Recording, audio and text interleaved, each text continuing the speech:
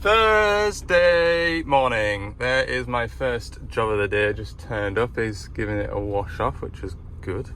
I'm just going to pull up in front of the workshop and we're going to put a flail on that digger and get the machine set up and show the driver, operator, man on the seat how to run it, what his expectations of it should be, so that there's no disappointment.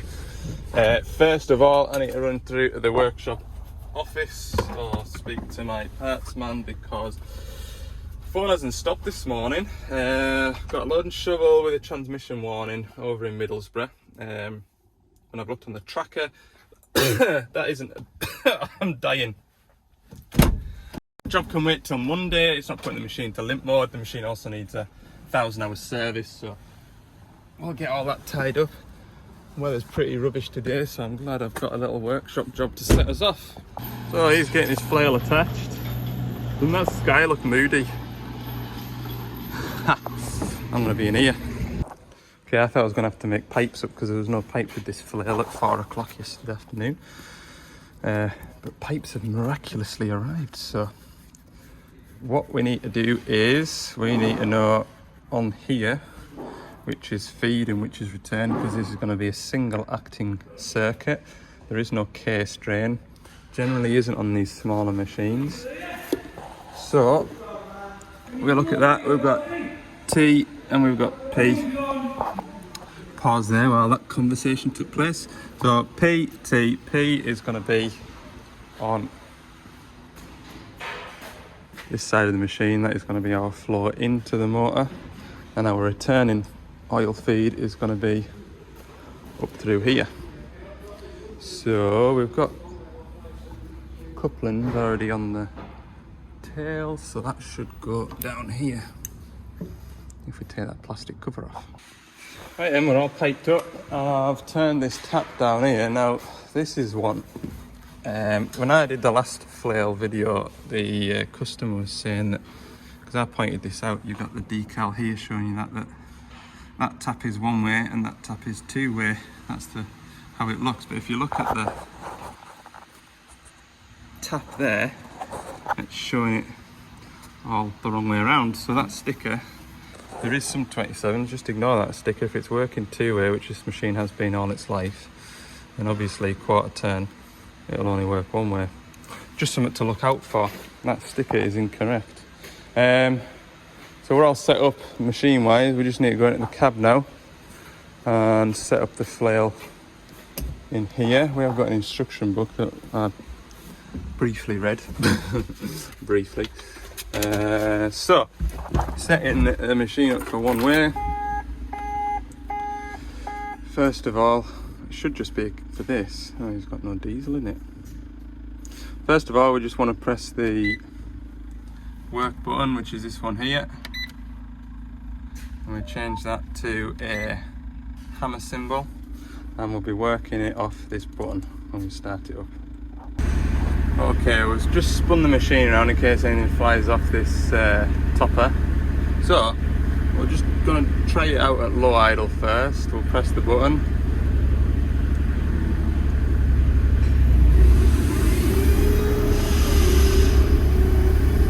That sounds like it's doing what that other flail was doing, you know, when it initially speeds up.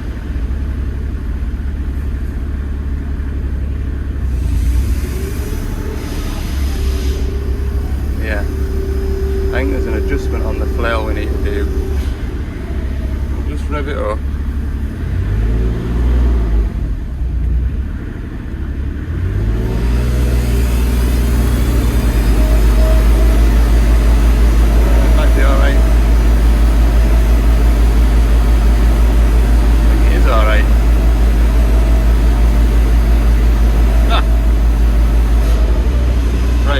Set the machine up so you're not pressing and holding that button all the time. So I think we need to go into the machine configuration down here. Set joystick maybe. Gun wheel, joystick pattern setting. I don't think it's that either. No. Where will it be? Attachment management. Set one way operation set that to 60 seconds max, so we can do 1 whole minute of flailing before it knocks itself off and you have to restart it again. Click OK on that. Set one way then. Button type push, we want that to be a toggle type. So that's fine. Escape all the way back out of that. So now we just need to press that button once.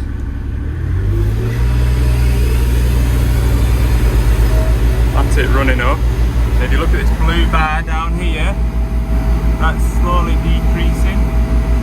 So once that blue bar runs out, the machine will automatically switch off the power to the flail. Or we can just press that button once and that turns it off. So that just then allows the operator to work the flail without having to press and hold that button. So I'll let the operator have a sit in here now and I'll show him what to do. Right then, we've got some bushes to trim. We're going to give them a go, see what happens. We better not do it in any of those cars. So we'll trim this back a bit and see what happens. I will stand back.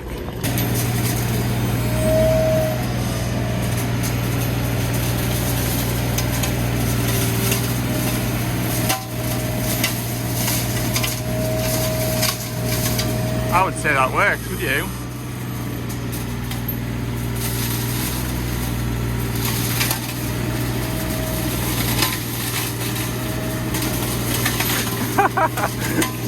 That is cool. Right, so we're working on this tree shear collector, and it's been working a bit intermittently of late. It did get caught, this thing here, and what we found, he's holding the button in the cab and it's not doing anything, but if I move this wire in,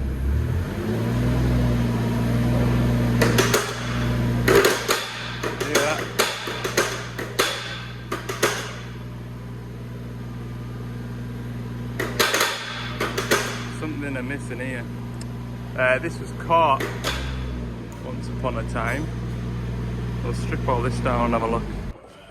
Right, so I've pinpointed the broken wire to somewhere in this sort of 10mm space. I've just chopped the plug off.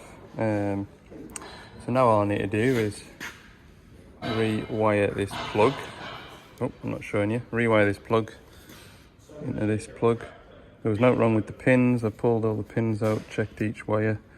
Everything's okay that way. And what I was doing, I was just sort of tweaking the wire while he was working it. And I pinpointed it to about, well, just after where I've chopped it. So we'll tidy that up.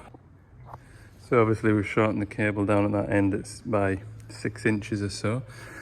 And when I put all this wiring in, I sort of kept that in mind. So I do know that there is a ball of wiring down underneath this floor plate, which will allow us to fetch a bit of slack through to make up for what we've cut off. See, you've always got to think through these things as a person that PDIs machines.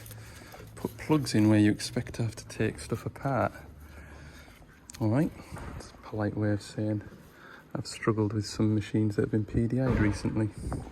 So I've rewired the plug. We're just going to give it a go now. I'm not going to touch it first, see if it works.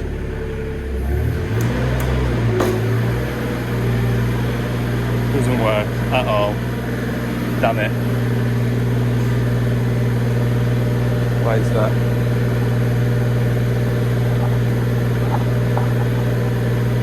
That's a bit annoying.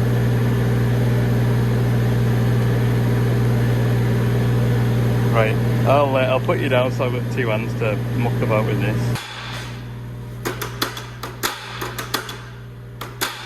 That's working, grand.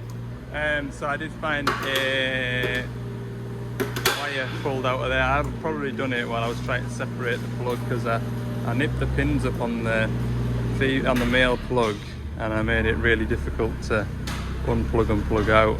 So I'll probably pull the wire out doing that. So that is all working. I think our business is concluded here. There it goes.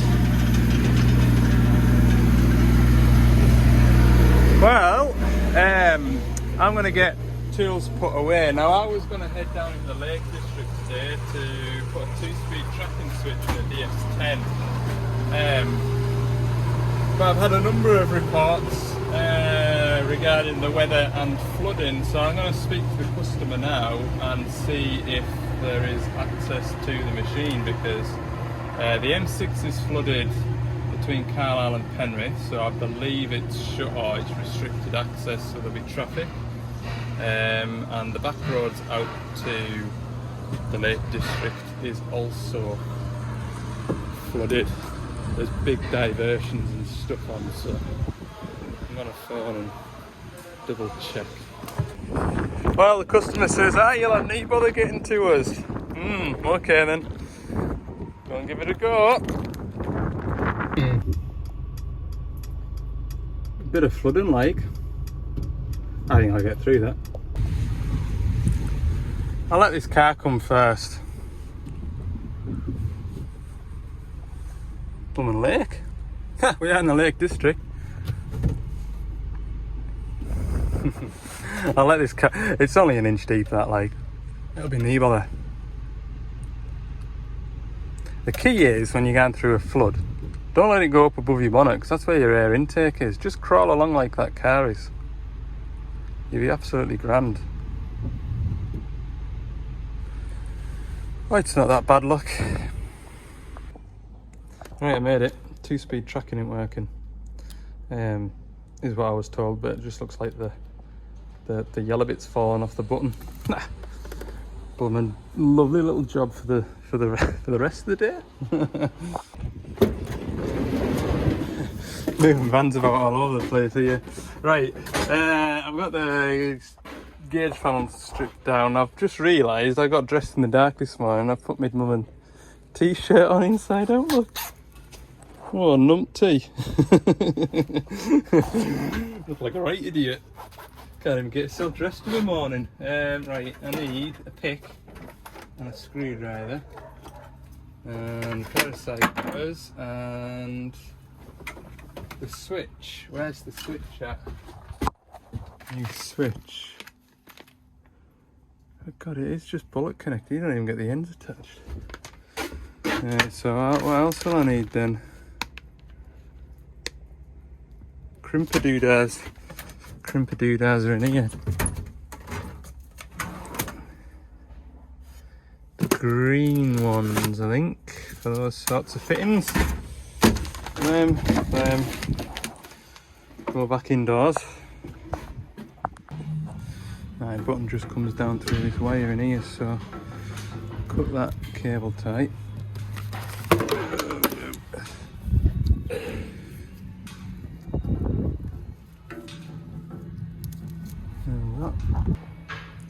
Thought it was a long bit away for what it did when I seen it in the packet. I think these are little caps that you pop off, presumably. Don't know, I've never actually taken these apart before. There's a screw there, look. So presumably these pop out. Right, this is a bit of a nightmare, getting this nut off the back of this switch. Because I thought this bit would pull out, but it doesn't. I am telling you now, this is not easy. Well, not as easy as I thought it would be.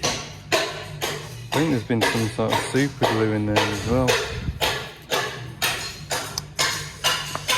Right. Yeah, this one fitted. Hey, for a 5-minute job, that has not been easy. Hey, I thought that would just be a simple job. It was very difficult.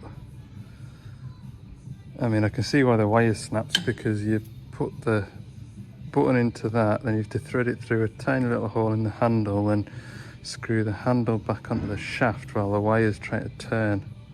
So you've got to try and like feed the wire around while you're threading it on, and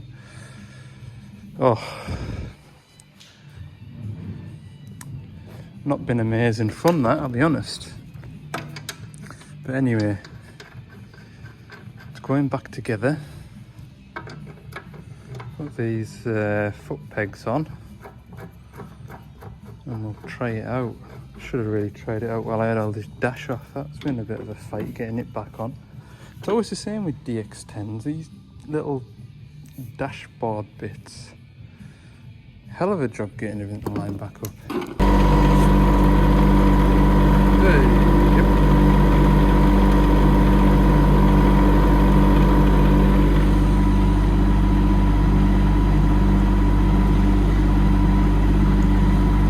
Good. Looks like they've closed the road now. I'm still gonna ignore the sign and get stuck in the water and be on the news and star.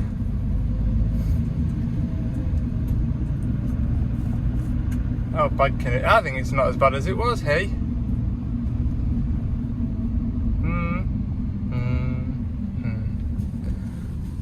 And look at it, look. Whoa. Them sheep are in a sticky situation. Ah, they've got loads of space up there. Bloomin' sheep, hey? All sheep want to do is die, look. Standing so close to that river, they idiots. Ah, it's nowhere near as bad as it was, look.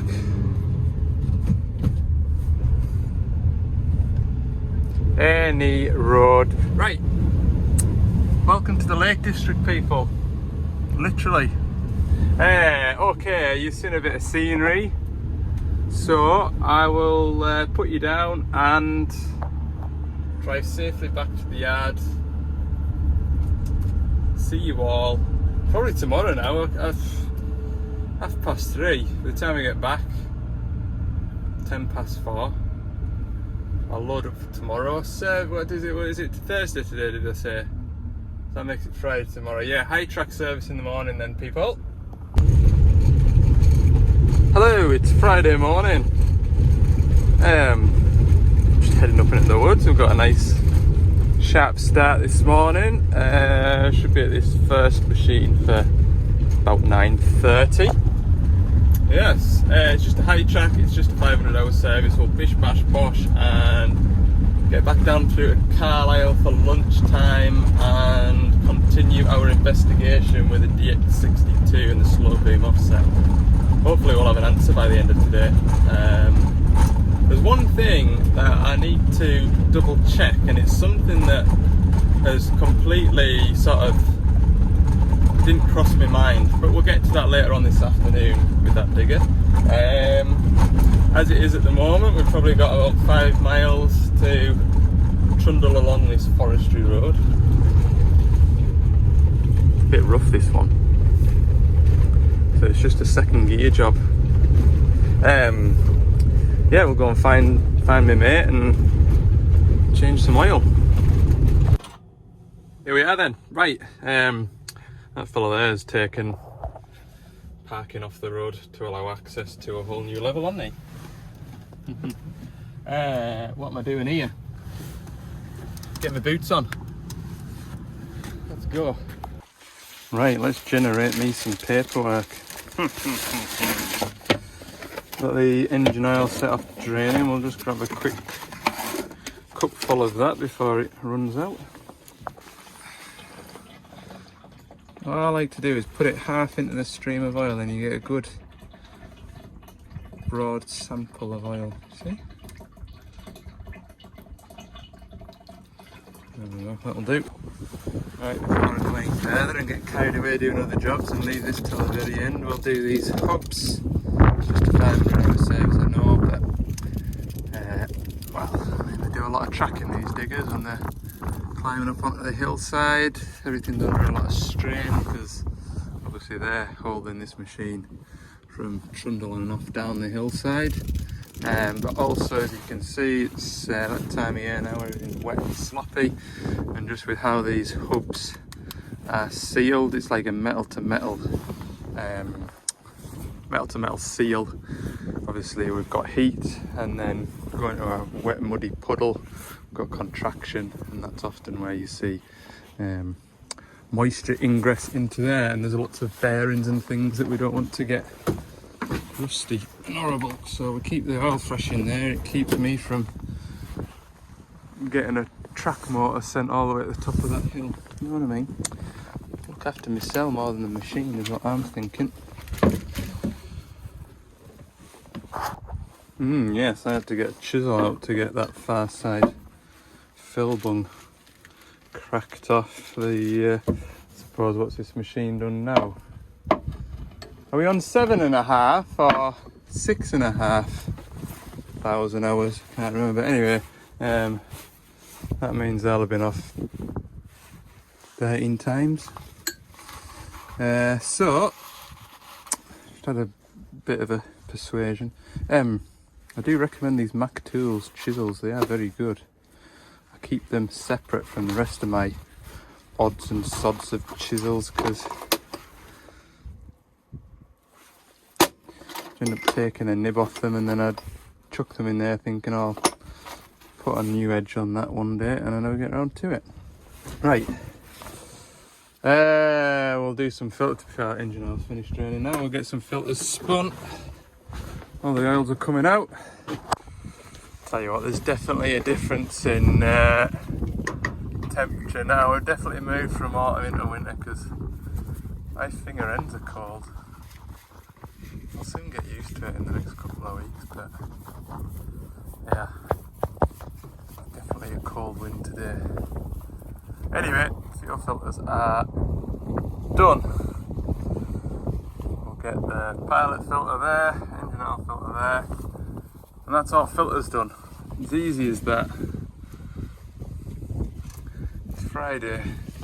Should be easy, shouldn't it? I'll get a tray underneath that pilot filter and get that cracked off.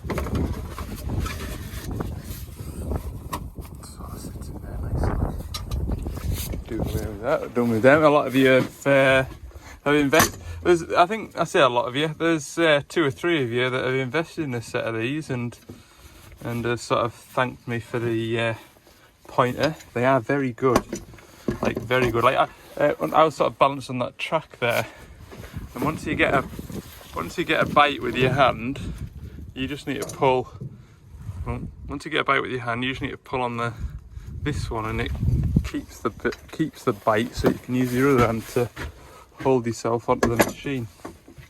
Right, pilot filter 1, engine oil filter 2. Don't be fooled by that sunshine. My finger ends are freezing. It is cold up here today. Another argument for getting a night heater would be warming the oil through. That took forever to pour oil into this thing. It did. Right, I need to reset these service lights. Done alright there, just over an hour and 16 minutes. 2 hours overdue its service. Marvellous, that innit? Keep everything on track. Okay, we'll head out of here and be a bit closer to civilization. I'll have an hour in the van to warm back up. Okay, I'm back at this 6-ton digger. This 6-ton digger has got a slow beam offset, right? And one of you lot, Ken, I think you know, Ken told me, he sent us a video actually on Instagram of, it was on his 8-ton digger to be fair, but it just never even crossed my mind. Can we, let's gauge panel, vehicle state, attachment setting, can we turn up the speed of the boom offset? Is that why I'm only getting 16 bar out of the PPR valve under there? Is it because somebody's been in here playing with the sensitivity? Possibly. Just attachment setting. I'd be very, I don't know, annoyed. Set that to 3. See if that makes the boom offset move any quicker. If so, then I don't need to put a boiler suit and wellies on.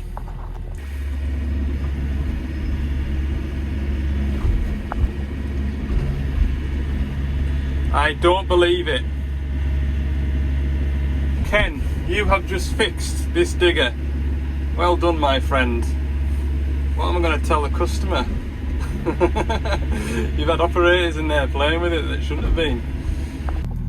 So I am incredibly grateful to Ken for sending me that video on Instagram of his 8-ton digger and that he was able to speed it up and slow it down on the rotate lines. Am I a little bit embarrassed? No. It just, you think that there's something wrong with it, something like the settings in there. I didn't even think about them being an issue. I mean, it's not like operators to fiddle with settings in screens and adjust things without understanding what they do, is it? So I am pleased about that, because it's just as cold down here in Carlisle as it was up on them hillsides over there.